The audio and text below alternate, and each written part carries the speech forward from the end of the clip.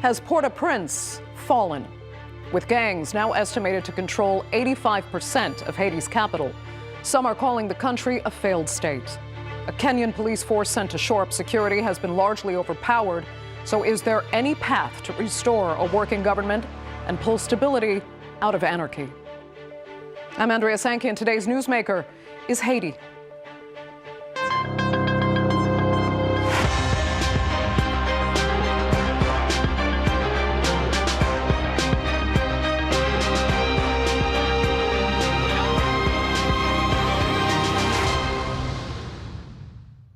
A weak government marked by constantly changing prime ministers seems to be the best that Haiti's leaders can do right now. Needless to say, it's not working. This month, thousands of protesters demanded the Transitional Presidential Council end the negligence and abandonment they say has allowed gang violence to consume the country. Those protests were met with tear gas and gunfire. But too many Haitians feel they have nothing left to lose as their country plummets further into chaos, scarred by violent crime, desperate poverty, and a humanitarian crisis that is out of control. Here's a look. As Haiti descends deeper into chaos, Port-au-Prince's streets remain gripped by violence. In the last month alone, gang leaders murdered over 200 people in just 5 days. Kenyan peacekeepers sent to stabilize the situation have become the target themselves. 2 have already lost their lives. Gangs now control 85% of Port-au-Prince, leading many to say the city has effectively fallen. And with the gangs spreading their influence out of the capital, the country is in a perpetual state of despair.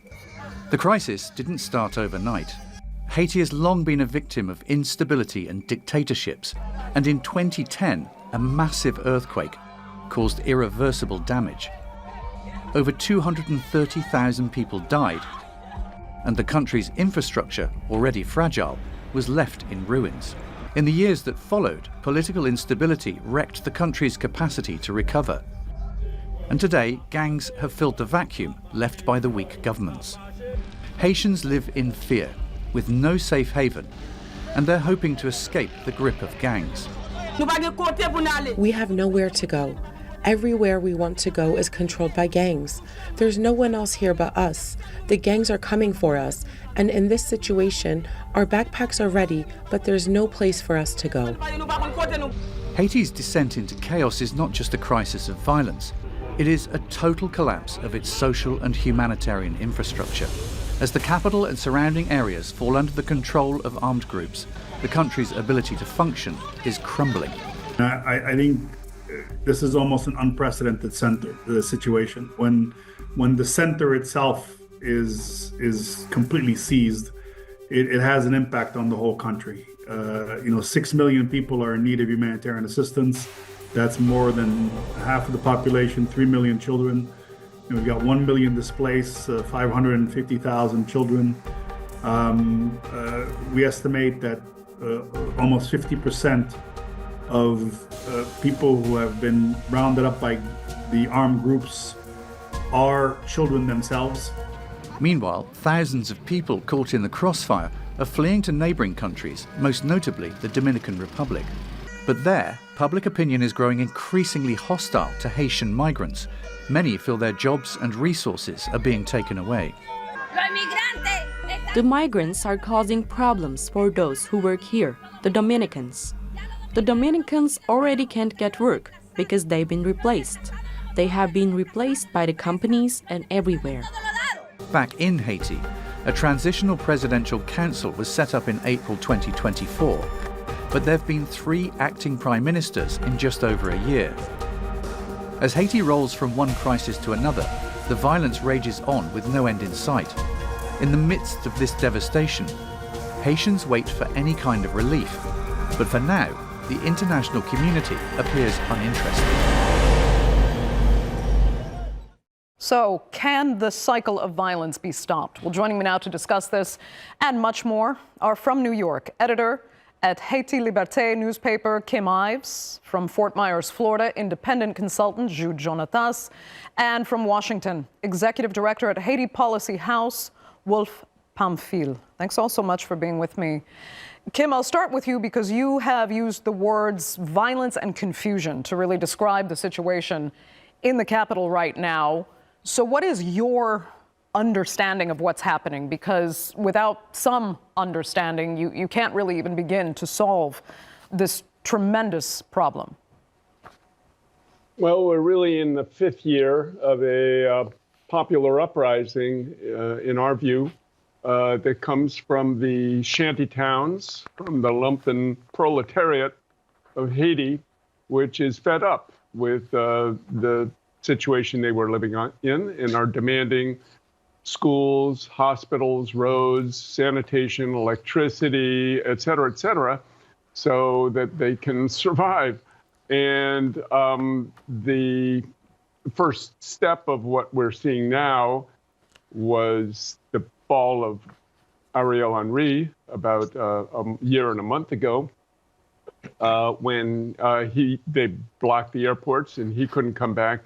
And they put in this 9-headed monster, the Transitional Presidential Council, which has been mostly just filling their pockets with all sorts of money and taking rotating presidencies and accomplishing very little.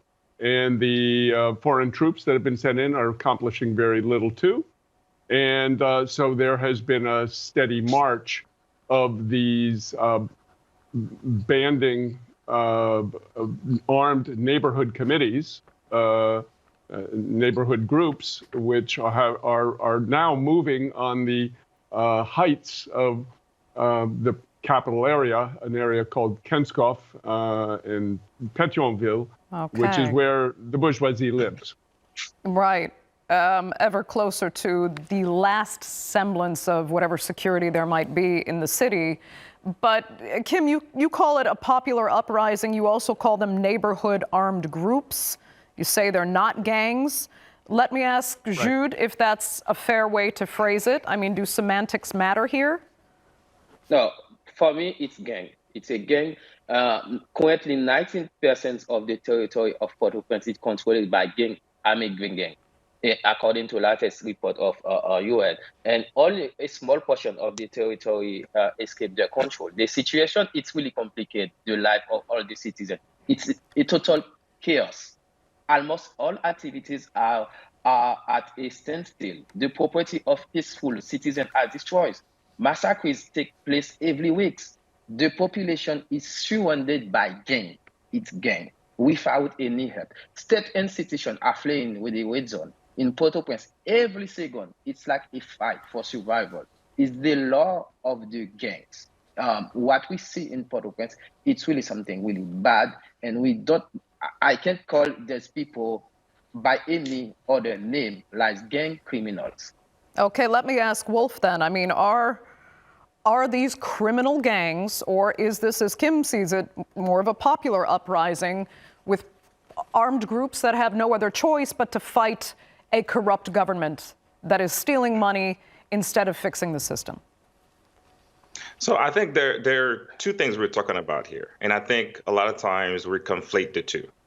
As Mr. Kim said, the situation now, the gangs are most likely in underserved, impoverished neighborhood that's been for decades overlooked and mistreated. That is true. However, I do not believe I think it's highly irresponsible to call them neighborhood associations, to call them a popular uprising, because there's nowhere in the world that you've seen a popular uprising and then the revolutionaries, the people who are supposed to be protecting the people, are killing the people. Usually it's force on force. Usually it's a gang or group of force against the military, the police. They're not killing regular citizens. They're not killing and burning down hospitals. And I'm just trying to wrap my head around when Mr. Kim says this is a popular uprising. Popular for who? Okay, who go ahead, Kim. Who's helping? Yeah, well, I mean, Wolf is completely wrong. Every single revolution that's happened in history, the insurgents have been characterized as criminals. It's true in Haiti. The Cacos were portrayed as bandits, as criminals, as gangs. This was the guerrilla army, which fought against the U.S. Marine intervention back a century ago in 1915. They were called criminals. They were called gangs Kim, and I mean, bandits. you don't think at least the level of brutality that these gangs are perpetrating on the local population who has refused to join the uprising, you don't see that as a criminal element beyond just fighting for the greater good?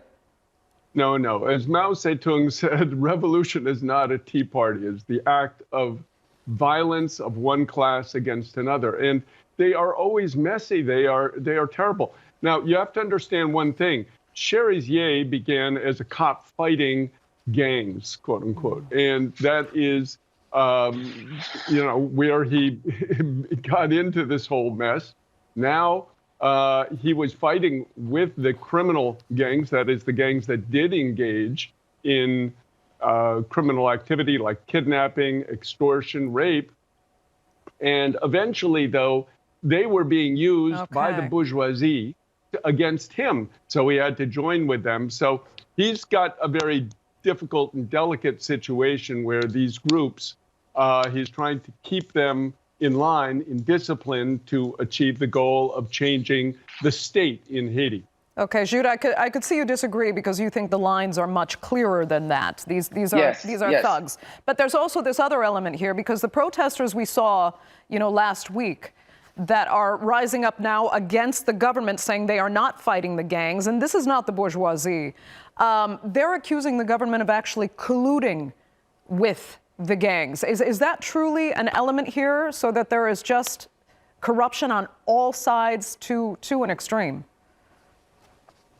Yeah, when you look at the past of Haiti, especially with the corrupt politician, and currently now what they are doing, the government, they are doing nothing. It's like they support the gang. It's not really clear to say they support the gang, but when you don't do nothing with this situation, it's like you support the gang. And in the protest we have last week, it's exactly what say the people in the protest.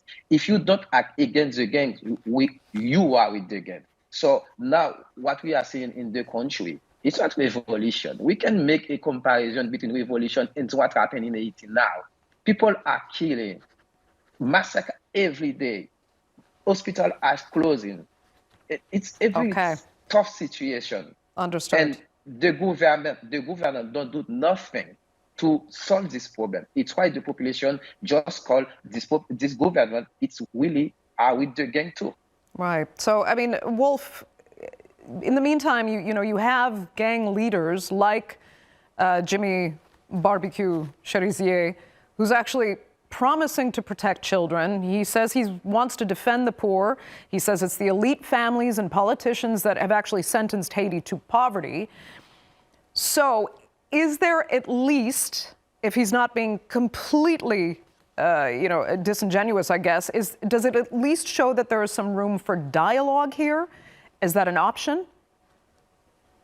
I think there's always room for dialogue. I think in any situation, there's always room for dialogue. And the gang leaders should be included in that. I think at this point, I mean, if we're talking about from a power position, a powerful position, they are in a position of power where they can dictate whether or not a plane can take off in Port-au-Prince, whether or not food can come in or gasoline. So I think they are in a position of power, and it would be, a bit not the smartest thing to do to have a dialogue without them at the table. However, I think just thinking about what we're seeing here, yes, this is also, I think through all of this, there is an ounce of truth when it comes to having a class war in Haiti at the moment. I do believe that for the longest, even since President Aristide, or even before in Duvalier, the rising population, the ones who start movement to change the country, usually start in impoverished neighborhood or the peasants on the countryside. And it's always against the bourgeoisie. And in Haiti right now, the people who are part of the gangs, who are most likely to be part of a gang, are folks who have been mistreated and overlooked by the bourgeoisie. That I do agree with Mr. Kim, and I do believe that barbecue has a point. However, I don't believe that. I think this is like taking 5% of a truth and then masquerading it with 95% crimes and violence and everything else to validate what you're trying to do. I don't think the two are equal. Got it. Okay. Okay, Kim, go ahead. Yeah, I would simply say that this has been a process which has been consistently articulated by Cherizier since 2020 when he first burst onto the scene.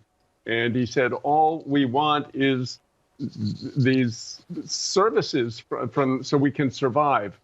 Right now, negotiations is what he's asking for. He's just saying, sit and talk with us. Let's put all our cards on the table, everybody. And they're saying, no, no, no. So it's a little bit like Israel with Hamas in Gaza. You know, they're just, all they want to do is destroy the people's demands and not sit at a table and negotiate it out. Jude, I think you're still rolling your eyes. So, I mean, where did you see then actual solutions? Where do you see actual solutions if you don't believe these criminal gangs, as you see them, can really be involved in any kind of honest negotiation and reconcile with the general population? Yeah, I understand the gang has really a big power now in Haiti, but negotiation for what? What the population? And if you make a survey in Haiti now to talk about dialogue with the gang, I think you will see the result. And in terms of negotiation, every time they talk about the negotiation, what they are doing more violence. Every time they say, okay, we want dialogue, and we'll see next. The next, they will make more violence, more people are killing. Because every time it's denied. Every time it's denied. Every time they ask for negotiations, it's denied. So, you know, if they say, yes, let's sit down. We're going to have a peace talk. We're going to sit down at the table. People will put their guns down. I remember the Prime Minister, Courtney, say, okay, to talk about dialogue, first of all, know the power of the state, and we can start to talk. But every time, what they are doing, they make more violence and say, okay, we want a dialogue. And now, look at what happened in Port-au-Prince now. And what we will say to the population, the victim population. Oh, yes, we can talk about dialogue or negotiation. The negotiation we will start by saying, okay, the punishment for the crime they make in the country, the first thing will be the jail. Okay. We have to make clear what we will make in terms of dialogue with the gang. Let me I just want to add real quick. Yeah, Wolf, go ahead. I just want to add real quick. I think just to level set a little bit, right? I think sometimes when we, especially I've heard Kim talk about this, we use in terms like very Marxist terms that usually give people an idea that something like morally good is happening, like the proletariat against the bourgeoisie. Just very like trigger terms that would get people like, oh, wow, this is something great that's happening. We should listen to them. But I mean, if you truly believe what's happening with barbecue, what are you doing in New York City? Like, you should be able to go there and live alongside him. I have. You should be safe. No, it doesn't mean I have to go and live there because I'm a reporter. I've gone there several times. No. And I have been to Lower Delma. I have been to the various areas. I think you prove my point because that makes you no different than any other parachute journalist that goes into Haiti, point a camera at the gang, make a quick buck, and then leave.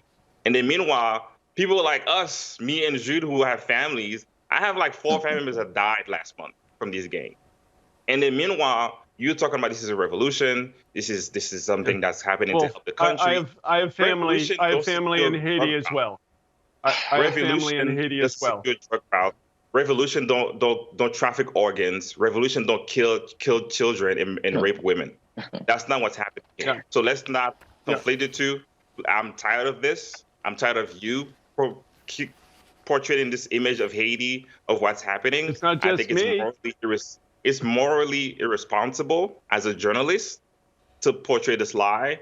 And I think you should stop. Today is the day you stop. Don't shoot the messenger. It's not just me. There are many Haitians who, I get my point of view from Haitians. So don't. I mean, okay. I mean, let's try to be fair. It is a somewhat common dynamic to see in poverty-stricken countries in the developing world, whereby there is a basic uprising because the conditions are so intolerable, perpetuated by corrupt governments.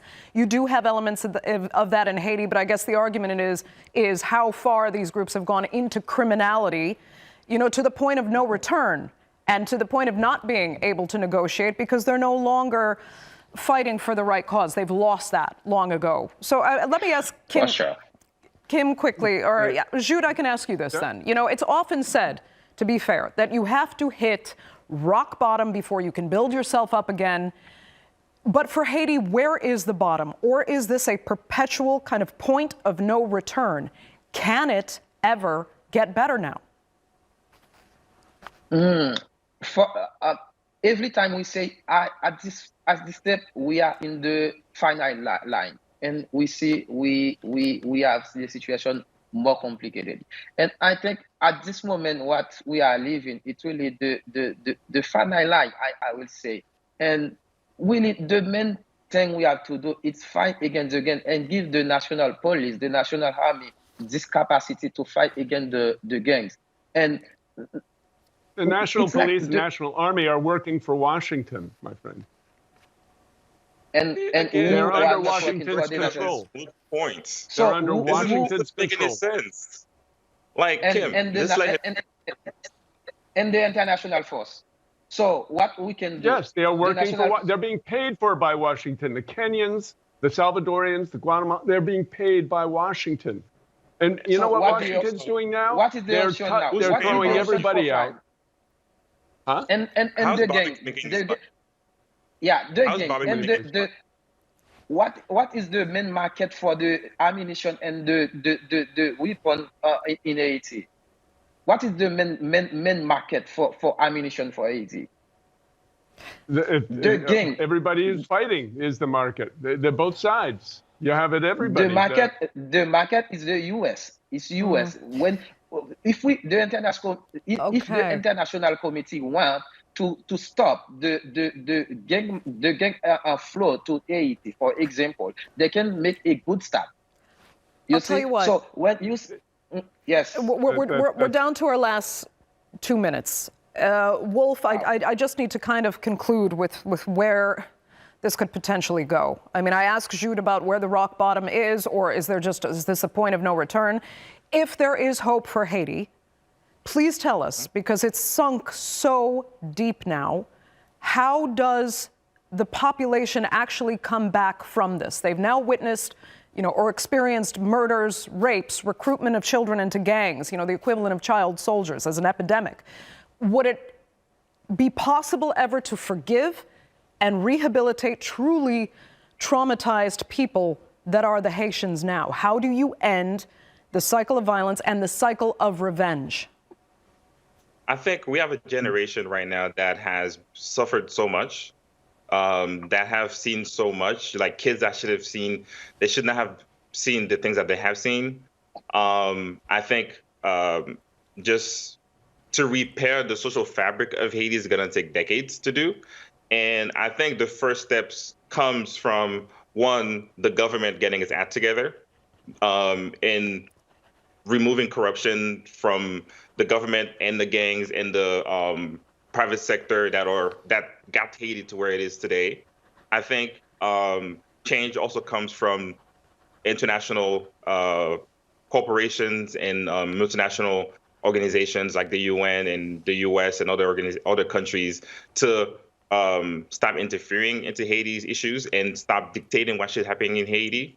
I also think there's a role to play in the diaspora being more present on the ground in Haiti, and also allowing space for everyday Haitians to do basic things in life, like going to school, raising a family, growing their crops, agriculture, just having self-determination to what you want to be as a person. I think that would cascade down in multiply to the entire country as itself. But it's not just a straightforward, we should do this, Right. or the gangs should just put their guns down, then it's all done. That's not such a simple solution.